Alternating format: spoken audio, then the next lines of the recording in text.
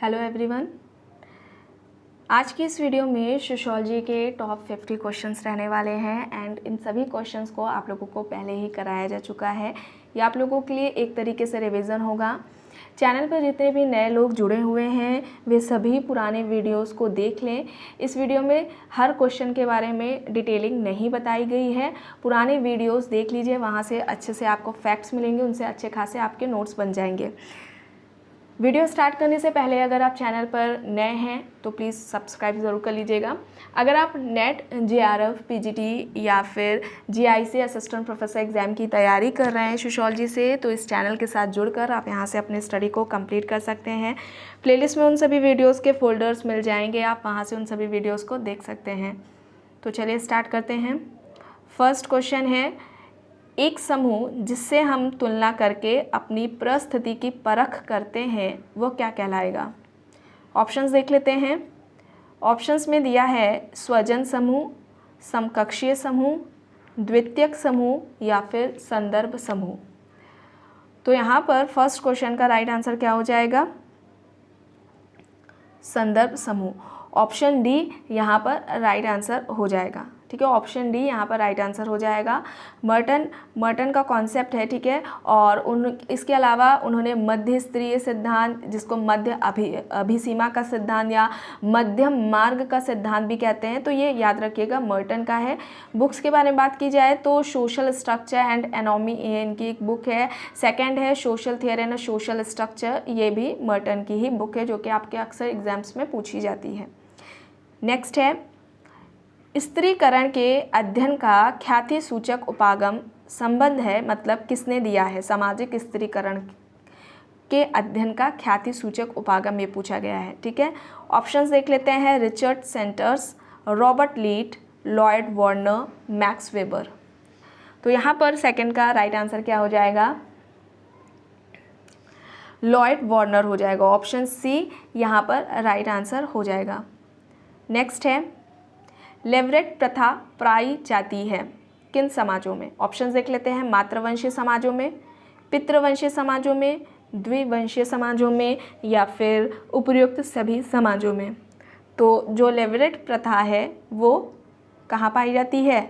पितृवंशीय समाजों में। Option B यहाँ पर राइट आंसर हो जाएगा। नेक्स्ट है, किसने भारत में जनजातीय विकास के लिए सरकार को राष्ट्रीय उद्यान का सुझाव, नेशनल पार्क का सुझाव दिया था? जनजाति के विकास के लिए, जनजातियों के विकास के लिए नेशनल पार्क का सुझाव किसका था? ऑप्शंस में है GS. Ghurye, DN. Majumdar, NK. Bose, Verrier Elwin. तो यहाँ पर क्या हो जाएगा राइट आंसर? वेरियर एल्विन हो जाएगा। ऑप्शन डी यहाँ पर राइट आंसर हो जाएगा। इन्होंने जनजातियों के लिए किस शब्द का प्रयोग करने की बात की थी, सुझाव दिया था? किस शब्द का प्रयोग किया था? वेरियर एल्विन ने जनजाति के लिए वनवासी, याद रखिएगा वनवासी। ठीक है, और इन्होंने जनजातीय जो संस्कृति है उसकी रक्षा के लिए उनके लिए अलग थलग की नीति, जो पॉलिसी है, आइसोलेशन की पॉलिसी, उसका समर्थन किया था। और इन्होंने कहा था कि जो ट्राइबल्स हैं, जनजातियां हैं, जिस क्षेत्र, जिस एरिया में रहती हैं, निवास करती हैं, उसको राष्ट्रीय उपवन, नेशनल पार्क घोषित कर देना चाहिए। इस बात पर इनका जोर था। ठीक है, तो यहाँ पर right answer Verrier Elwin, option D हो जाएगा। नेक्स्ट है, पॉलिटिक्स ऑफ द कुला रिंग, ये जो बुक है वो किसकी है? ऑप्शंस में है Malinowski, A R. Radcliffe Brown, D N. Majumdar, J P S. Oberoi.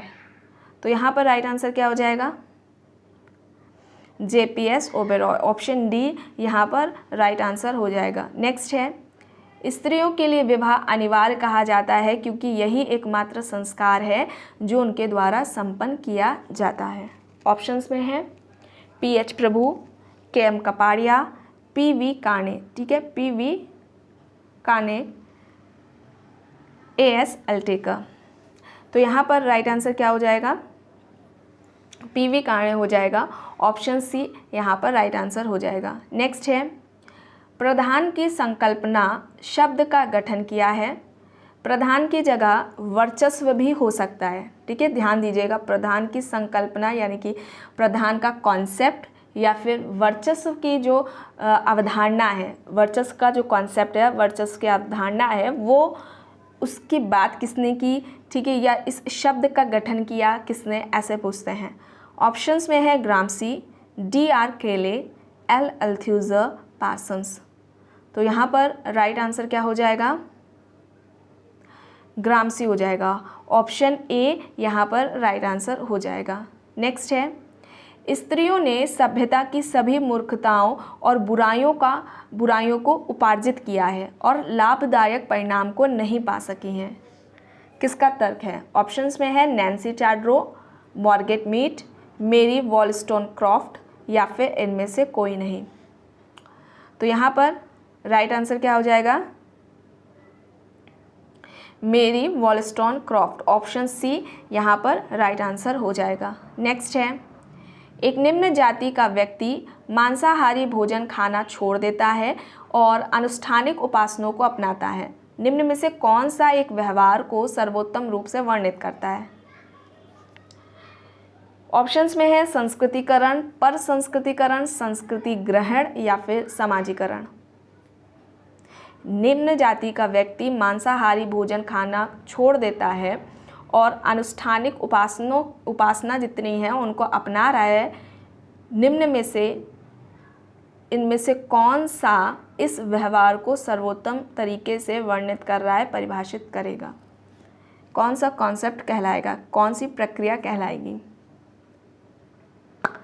संस्कृतिकरण, ठीक है। ऑप्शन ए यहाँ पर राइट आंसर हो जाएगा, संस्कृतिकरण। और ये जो कॉन्सेप्ट है वो M.N. श्रीनिवास का था। सबसे पहले उन्होंने ही ये अवधारणा दी हुई थी। रामपुरा की कुर्ग जाति पर उनका अध्ययन था, ठीक है। तो ऑप्शन ए यहाँ पर राइट है। नेक्स्ट है, वह सामाजिक समूह जिसमें आम तौर से निश्चित क्षेत्र, बोली, सांस्कृतिक समरूपता तथा एकताकारी सामाजिक संगठन हो, उसे कहते हैं जाति, वर्ग, कृषक वर्ग या फिर जनजाति। तो यहाँ पर क्या हो जाएगा, जनजाति।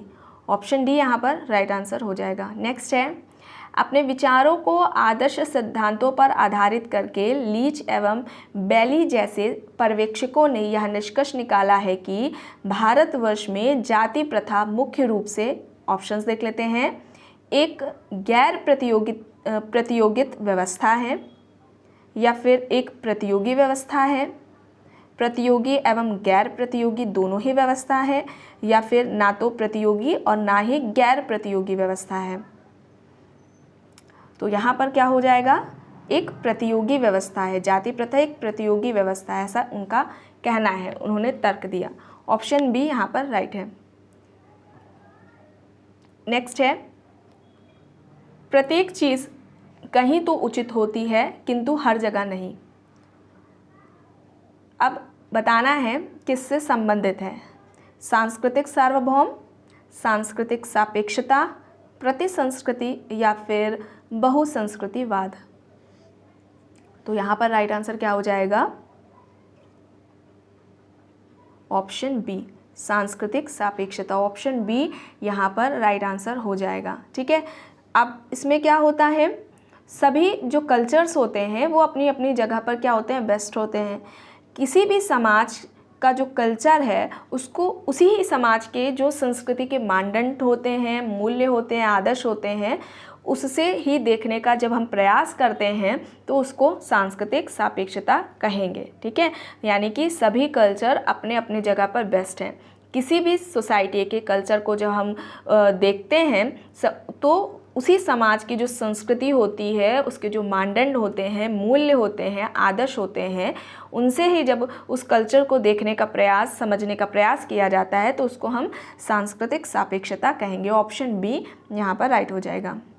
नेक्स्ट है, रॉबर्ट रेडफील्ड ने लघु समुदायों की 4 विशेषताएं बताई हैं। अब इनमें से कौन सा है उसके बारे में बताना है। ऑप्शंस में है विशिष्टता, लघुता, समजातीयता तथा पृथकता। ऑप्शन बी है विशिष्टता, लघुता, पारस्परिक निर्भरता तथा पृथकता। ऑप्शन सी में है लघुता, पारस्परिक निर्भरता, विजातीयता तथा पारंपरिकता। ऑप्शन डी में है विशिष्टता, लघुता, समजातीयता तथा आत्मनिर्भरता। तो लिटिल कम्युनिटी की जो विशेषताएं बताई थी वो कौन सी हैं? 4, विशिष्टता, लघुता, समजातीयता और आत्मनिर्भरता। ऑप्शन डी यहाँ पर राइट आंसर हो जाएगा। लिटिल कम्युनिटी, लघु समुदाय, मैक्सिको के चानकोम गांव पर अध्ययन किया था और उसके आधार पर ये अपना लिटिल कम्युनिटी का कॉन्सेप्ट उन्होंने दिया हुआ था। और एक स्टेटमेंट है जो अक्सर आपके एग्जाम में पूछा जाता है, लघु समुदाय पालने से शमशान तक का प्रबंधन है। ठीक है, इस तरीके से स्टेटमेंट आता है, तो वो रॉबर्ट रेडफील्ड से रिलेटेड है। ठीक है, तो ऑप्शन यहाँ पर डी राइट हो जाएगा। नेक्स्ट है, समाज में मनुष्य के व्यक्तित्व का निर्धारण मुख्यतः 2 शक्तियाँ करती हैं, औपचारिक एवं अनौपचारिक, प्राकृतिक एवं अप्राकृतिक, भौतिक एवं सामाजिक, मनोवैज्ञानिक एवं दार्शनिक। तो यहाँ पर भौतिक एवं सामाजिक हो जाएगा। ठीक है, ऑप्शन सी यहाँ पर राइट आंसर हो जाएगा। नेक्स्ट है, नगरीय गांव की अवधारणा किसने दी? ऑप्शंस दिए हैं आरी पहल, चार्ल्स क्लैप, मूरे एच लिफर, मार्क जेफरसन। तो नगरीय गांव का जो कॉन्सेप्ट है वो किसका है? आरी पहल का। ऑप्शन ए यहाँ पर राइट आंसर हो जाएगा। अब नगरीय गांव ये कैसा होता है? ये वे गांव होते हैं जो कि नगरों के केंद्र में या फिर केंद्र के नज़दीक यानी कि पास वाले जो गांव हैं उनको नगरीय गांव कहते हैं।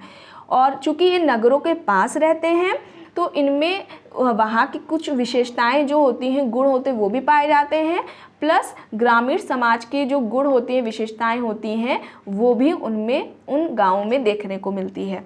तो यहाँ पर राइट आंसर क्या हो जाएगा? आरी पहल हो जाएगा, ऑप्शन ए। नेक्स्ट है, नगरों का जन्म समुद्र के किनारे यातायात के साधन व संदेश वाहन के जन्म व विकास के साथ साथ हुआ है। ऑप्शंस में है मॉर्गेट मूर, चार्ल्स कूले, पैट्रिक गिडिंस, लुइस ममफोर्ड। तो यहाँ पर क्या हो जाएगा right answer? Charles कूले, option B यहाँ पर राइट आंसर हो जाएगा। नेक्स्ट है, यह तर्क किसने प्रस्तुत किया है कि परिवार फैक्ट्रियां हैं जो मानव व्यक्तियों को उत्पादित करती हैं? ऑप्शंस में है मॉर्गन, मैकएवर, किंग्सले डेविस, पार्सन्स। तो यहाँ पर क्या हो जाएगा right answer? Parsons, option D यहाँ पर राइट आंसर हो जाएगा। नेक्स्ट है, संयुक्त परिवार की सर्वप्रथम अवधारणा किसने दी है? Murdock, Henry Maine, Bachofen, Warner. Joint family का सबसे पहले कॉन्सेप्ट किसने दिया हुआ है? हेनरी मैन, ऑप्शन बी यहाँ पर राइट आंसर हो जाएगा। ठीक है, अब ये कहते क्या है हेनरी मैन ज्वाइंट फैमिली के बारे में? तो हिंदू संयुक्त परिवार को कहते हैं ऐसे व्यक्तियों का समूह है जिसमें जीवित पूर्वज प्लस पुत्र और विवाह द्वारा संबंधित जो रिश्तेदार होते हैं उनको उसमें हिंदू संयुक्त परिवार में ये शामिल करते हैं, उसको वे हिंदू संयुक्त परिवार कहते हैं। ठीक है, तो सबसे पहले संयुक्त परिवार की जो बात है, कॉन्सेप्ट है, वो हेनरी मैन ने की थी। ऑप्शन बी यहाँ पर राइट है। नेक्स्ट है, किसने समाज में परिवार को अत्यधिक महत्वपूर्ण समूह माना है? समाज में परिवार अत्यधिक महत्वपूर्ण समूह है। ऑप्शंस देख लेते हैं। ऑप्शंस में है अरस्तु, MacIver and Page, I P. Desai, Kathleen Gough. तो यहाँ पर right answer MacIver and Page हो जाएगा। ठीक है, अरस्तु का क्या कहना था? अरस्तु समुदाय को, कम्युनिटी को परिवारों का योग कहते हैं। परिवारों का योग ही समुदाय है। ठीक है, परिवारों का योग ही समुदाय है, किसका कहना है? अरस्तु का कहना है। ठीक है, नेक्स्ट है, संघर्ष एवं प्रतिस्पर्धा में अंतर के संबंध में असत्य है, यानी कि क्या गलत है? ऑप्शन देख लेते हैं। ऑप्शन ए कह रहा है संघर्ष वैतिक होता है, प्रतिस्पर्धा में वैतिकता नहीं होती। ऑप्शन बी कह रहा है संघर्ष में नियमों का पालन होता है, प्रतिस्पर्धा में नहीं। ऑप्शन सी कह रहा है संघर्ष चेतन प्रक्रिया है जबकि प्रतिस्पर्धा नहीं है। ऑप्शन डी में है इनमें से कोई नहीं। तो यहाँ पर गलत क्या है ये पूछा गया है। ठीक है, तो यहाँ पर क्या हो जाएगा? संघर्ष में नियमों का पालन होता है, प्रतिस्पर्धा में नहीं, ये गलत है। ठीक है, ऑप्शन बी यहाँ पर गलत है। अंतरों की बात की जाए कि संघर्ष और प्रतियोगिता या प्रतिस्पर्धा में क्या अंतर है, तो जो संघर्ष है वो वैतिक प्रक्रिया होती है और जो प्रतिस्पर्धा होती है, प्रतियोगिता होती है, वह अवैतिक प्रक्रिया होती है। अच्छा, संघर्ष में निरंतरता नहीं पाई जाती है और प्रतियोगिता में निरंतरता पाई जाती है। संघर्ष में बात करें तो ये संघर्ष हिंसा पर आधारित होता है और प्रतियोगिता अहिंसक होती है। संघर्ष अचेतन प्रक्रिया है जबकि प्रतियोगिता कैसी है? चेतन प्रक्रिया है। ठीक है, और नेक्स्ट बात करें इनका जो यहाँ पर जैसे कि संघर्ष में नियमों का पालन होता है ये बोला गया है, नहीं, ऐसा नहीं है। ठीक है, संघर्ष में नियमों जैसी कोई व्यवस्था नहीं होती है, प्रतियोगिता में नियमों का पालन होता है। और संघर्ष में स्वार्थों की पूर्ति के लिए विरोधी जो सामने वाला पक्ष है उसको हानि पहुंचाने का प्रयास किया जाता है, हानि भी पहुंचाते हैं। और प्रतियोगिता में देखें तो इसमें सिर्फ मात्र स्वार्थ को पूरा करने के लिए होती है। ठीक है, तो यहाँ पर ऑप्शन बी राइट आंसर हो जाएगा। नेक्स्ट है, जब एक दंपत्ति को निवास के लिए वर अथवा वधू के माता पिता के साथ रहने का विकल्प उपलब्ध हो तो इस स्थिति को क्या कहा जाता है? पति स्थानिक, उभय स्थानिक, मातृ स्थानिक या फिर मातुल स्थानिक? तो यहाँ पर क्या हो जाएगा राइट आंसर? उभय स्थानिक, ऑप्शन बी यहाँ पर राइट आंसर हो जाएगा। नेक्स्ट है, किसने कहा है कि परिवार ही सारे असंतोष का कारण है? ऑप्शंस में है मार्क्स, लीच, दुर्खीम, कूले। परिवार ही सारे असंतोष का कारण है, ये पूछा गया है। तो किसका कहना है? यहाँ पर राइट आंसर क्या हो जाएगा? लीच हो जाएगा। ऑप्शन बी यहाँ पर राइट आंसर हो जाएगा। नेक्स्ट है, प्रेम विवाह का परंपरागत नाम है, क्या कहेंगे हम? गंधर्व विवाह की श्रेणी में रखेंगे उसे कहते हैं दैव विवाह कहेंगे, प्रजापात्य विवाह कहेंगे या फिर इनमें से कोई नहीं?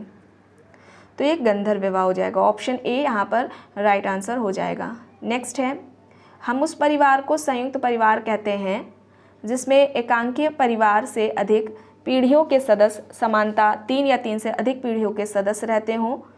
इस प्रकार का मत किसका है? इस प्रकार का कहना किसका है? ऑप्शंस में है कार्वे, देसाई, दुबे, कपाड़िया। तो यहाँ पर राइट आंसर क्या हो जाएगा? के.एम. कपाड़िया। ऑप्शन डी यहाँ पर राइट आंसर हो जाएगा। नेक्स्ट है, किसने परिवार को सभ्यता का हस्तांतरण बिंदु कहा है? परिवार को सभ्यता का हस्तांतरण बिंदु किसने कहा है? ऑप्शंस में है Goldenweiser, Tylor, Weber, Sorokin. तो यहाँ पर राइट आंसर क्या हो जाएगा?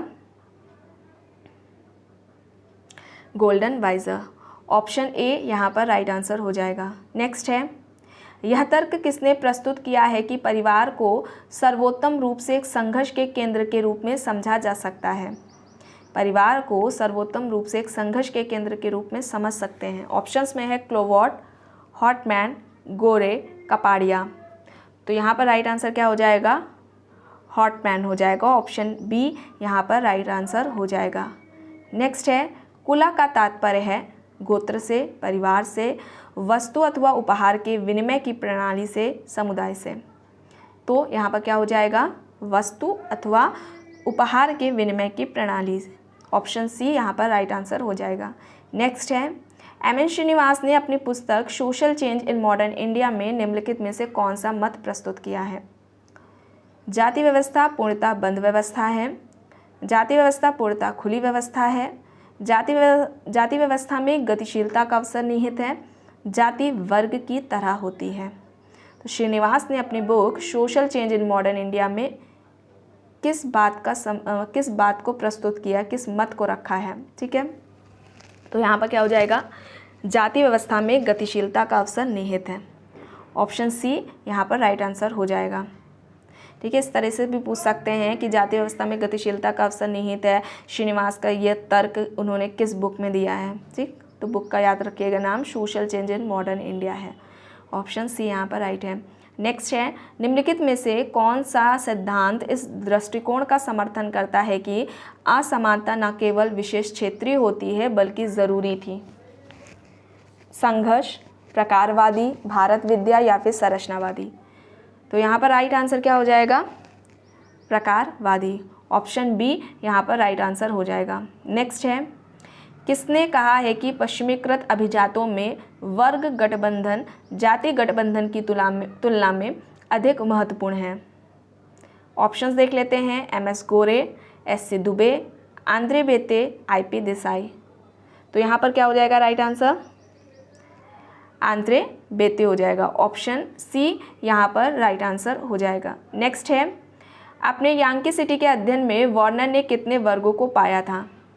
3 वर्ग, 4 वर्ग, 5 या फिर 6? तो यहाँ पर राइट आंसर क्या हो जाएगा? 6 वर्ग। 6 वर्गों की उन्होंने वार्नर ने बात की है। यांकेसिटी पर उनका अध्ययन था और बुक का नाम क्या था? The social life of a modern community. The social life of a modern community ये बुक थी, जिसमें कि उन्होंने जो 6 वर्ग है उनकी बात की थी। 6 वर्ग कौन कौन से थे? उच्च वर्ग की बात की थी, उच्च निम्न वर्ग की बात की थी, दूसरा क्या बताया? उच्च निम्न वर्ग, तीसरा मध्य उच्च वर्ग, मध्यम में जो उच्च वर्ग है उसकी, फिर मध्यम में निम्न वर्ग की बात की, फिर निम्न में उच्च वर्ग और फिर निम्न में निम्न वर्ग। ये 6 वर्गों की उन्होंने वार्नर ने बात की है। तो ऑप्शन डी यहाँ पर राइट है। नेक्स्ट है, सामाजिक गतिशीलता की व्याख्या में संदर्भ बिंदु की अवधारणा को किसने प्रस्तुत किया है? ऑप्शंस में है मार्क्स, क्लॉस, सोरोकिन या फिर पार्सन्स। ये सोरोकिन है, ठीक है, ऑप्शन से सोरोकिन है। तो यहाँ पर सामाजिक गतिशीलता की व्याख्या में संदर्भ बिंदु का जो कॉन्सेप्ट है उसकी बात किसने कही है? तो सोरोकिन हो जाएगा। ऑप्शन सी यहाँ पर राइट आंसर हो जाएगा। नेक्स्ट है, किसने पूर्वानुमान लगाया था कि संघर्ष कुछ सकारात्मक भूमिका निभा सकता है क्योंकि यह दिए गए समूह को सामाजिक सुदृढ़ता में वृद्धि करता है? ऑप्शंस में है George Simmel, L K. Coser, R. Dahrendorf या फिर इनमें से कोई नहीं। तो यहाँ पर क्या हो जाएगा right answer? LK. Coser. Option B यहाँ पर राइट आंसर हो जाएगा। नेक्स्ट है, सामाजिक अनुसंधान में एकल अध्ययन प्रविधि का प्रयोग सर्वप्रथम निम्नलिखित में से किसने किया? Emile Durkheim, Frederic Le Play, Herbert Spencer, Karl Marx.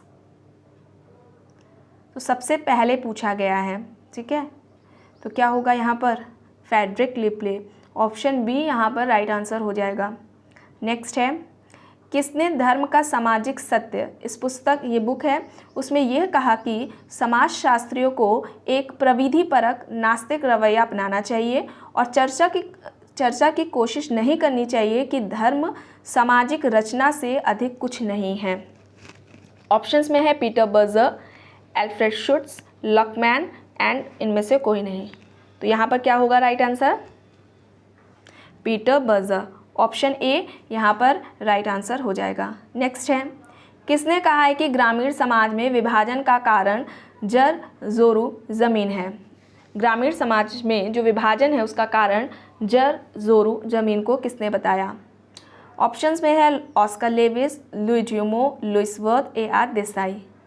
तो यहाँ पर right answer Oscar Lewis, option A यहाँ पर राइट आंसर हो जाएगा। और इनका गरीबी की संस्कृति की भी अवधारणा थी जो कि एग्जाम में पूछा जाता है। नेक्स्ट है, आज के विश्व में वैश्वीकरण की प्रघटना का वर्णन शून्य का वैश्वीकरण के रूप में किसने किया है? ऑप्शंस में है जॉर्ज रिट्जर, जी बोडिलार्ड, एंथोनी गिडेंस, माइकल फूको।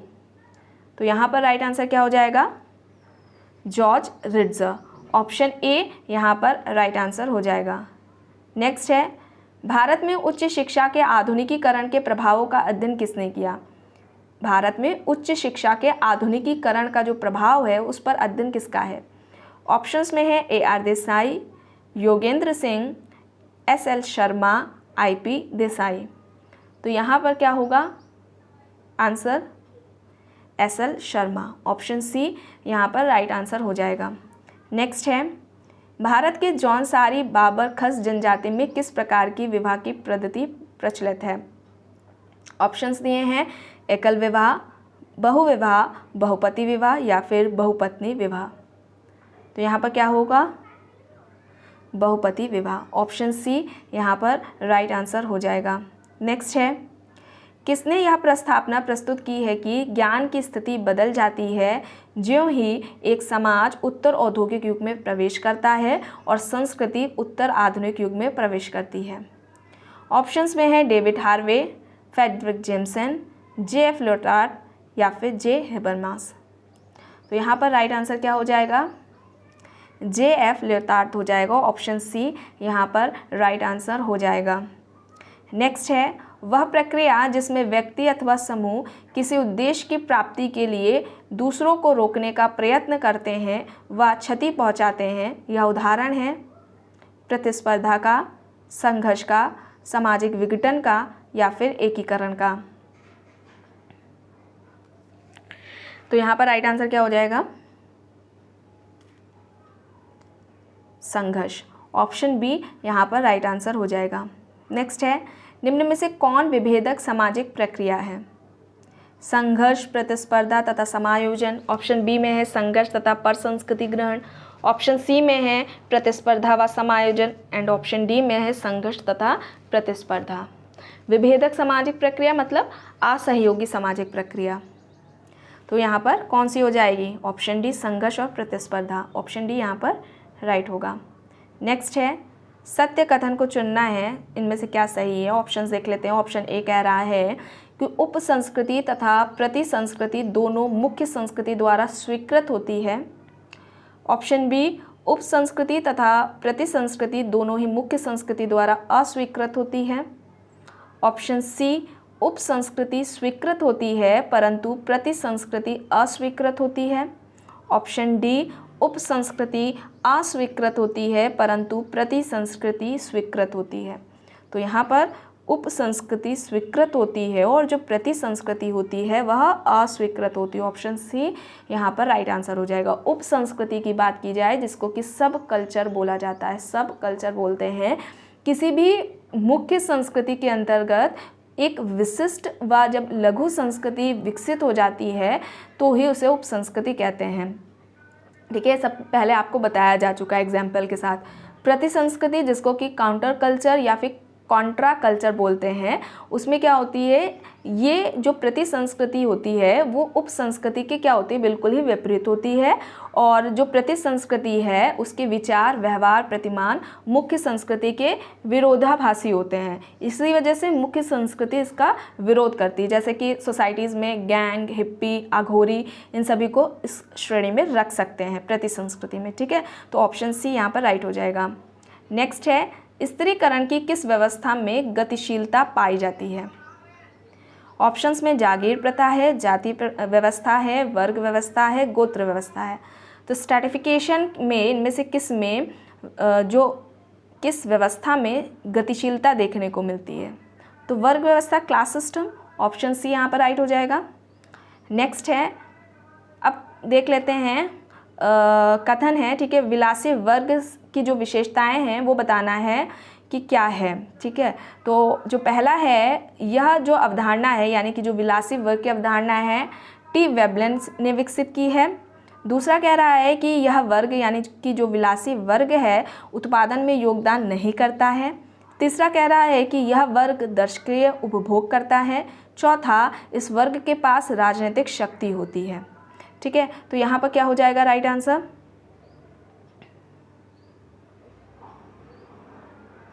यानी कि ये जो कॉन्सेप्ट है वेबलन ने दिया हुआ है।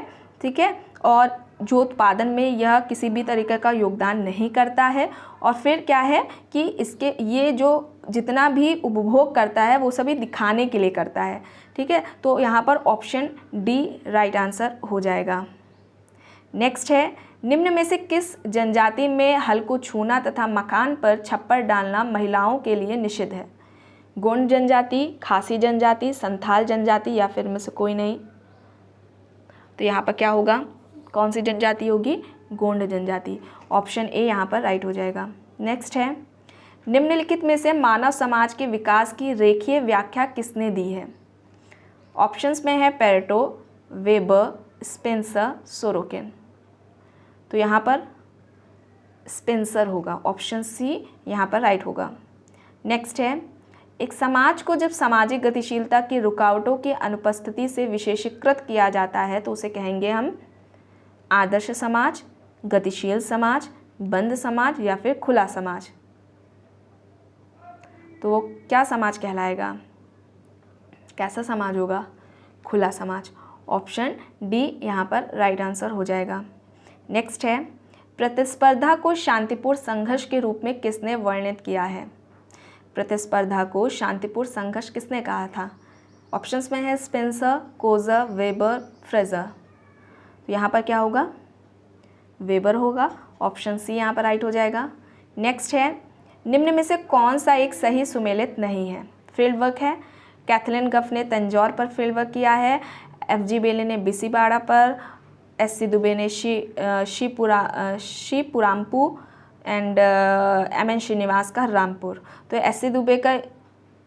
ये गलत है, ठीक है। एस.सी. दुबे पर का फील्ड वर्क किस पर था, शमीर पेट पर था, ठीक है। तो यहाँ पर राइट आंसर ऑप्शन सी हो जाएगा। तो फ्रेंड्स आज की वीडियो में बस इतना ही। आई होप ये आपको वीडियो पसंद आई होगी। अगर पसंद आई है तो प्लीज़ लाइक करिएगा, कमेंट करके ज़रूर बताइएगा। चैनल पर अगर आप नए हैं तो प्लीज़ चैनल को भी ज़रूर सब्सक्राइब कर लीजिएगा एंड इस वीडियो को जितना हो सके ज़्यादा से ज़्यादा लोगों के साथ शेयर भी ज़रूर करिएगा। Thank you.